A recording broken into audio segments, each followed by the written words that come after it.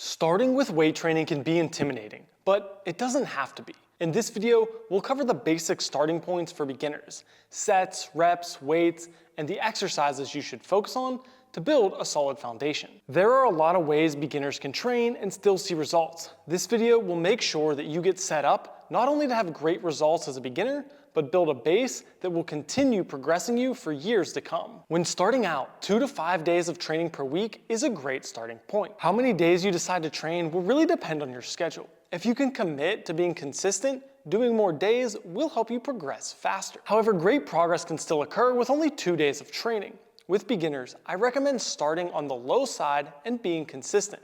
I would much rather see an athlete say they're gonna go 2 days and then go all 2 days every week versus saying they're gonna go 4 and then missing half the time. Once you are consistent going 2, increase it to 3, then 4, etc.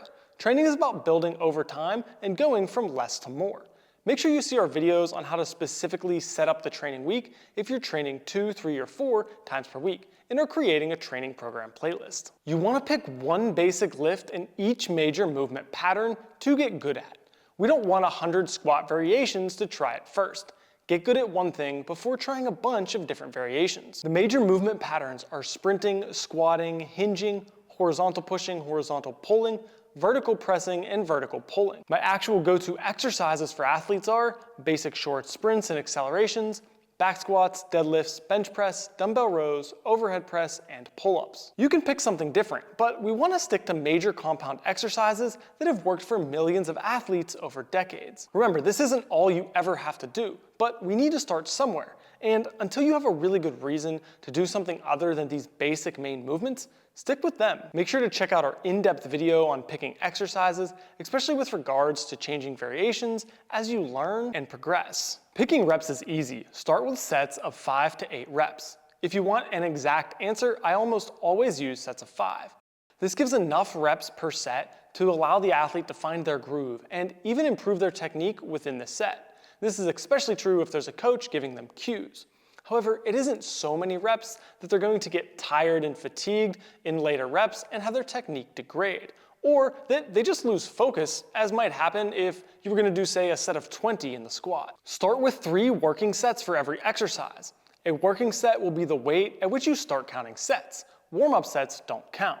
Check out our video in the card above on how to warm up properly and why that's important. The workouts early on are going to be fairly quick. You're not doing many sets and the weight isn't that hard. That's okay. We will discuss how to progress that forward in later sections of this video. Athletes should not be maxing out in their first week of lifting. That is a horrible way to figure out a beginner starting weight. Start light and focus on form first. In your first session or 2, begin with a light weight and perform sets of 5. If technique looks solid, add 5 to 10% to the bar and see how that looks. Do this until you find a weight that you can execute well and is roughly a 6 or 7 out of 10 difficulty. We don't want too much intensity too early. As a beginner, we want to focus on dialing in technique. And because you aren't that used to training yet, you don't actually need super hard efforts to make amazing gains. The rule for adding weight is if technique is improving and the athlete is showing the ability to control the weight and at least understand the technical cues, we can add 2.5 to 5 pounds. I also like to keep the difficulty of the sets to a 6 or 7 out of 10. Note, they don't need quote-unquote perfect technique to add any weight, but their technique should be improving as well as their ability to understand the technical cues. If they can execute in that 7 out of 10 difficulty range, really good technique for several weeks in a row, then they can move to the intermediate stage. See our video on what makes an athlete beginner, intermediate, and advanced for more details. As far as adding sets, if the athlete isn't getting sore, technique isn't breaking down in later sets from fatigue, and they have the time in the session, add a set the next week. Don't add more than 1 set at a time, and I would stick to 8 sets or less per exercise. If technique looks really good on squats, but not as good on bench, maybe do like 4 sets of squats and build the bench up to 6, 7, or even 8 sets. That just allows for more practice. One final point with young athletes who might be smaller and weaker is that instead of adding weight, you might add reps more often. If somebody's shoulder pressing 20 pounds for sets of 5, a 5-pound jump is a really big increase. So I'd often have them do something like 4 sets of 5, then the next week 4 sets of 6, 4 sets of 7, and then go back to 4 sets of 5, and we'll add the weight. That's just one more option if you're in a situation where adding weight is just too big of a jump.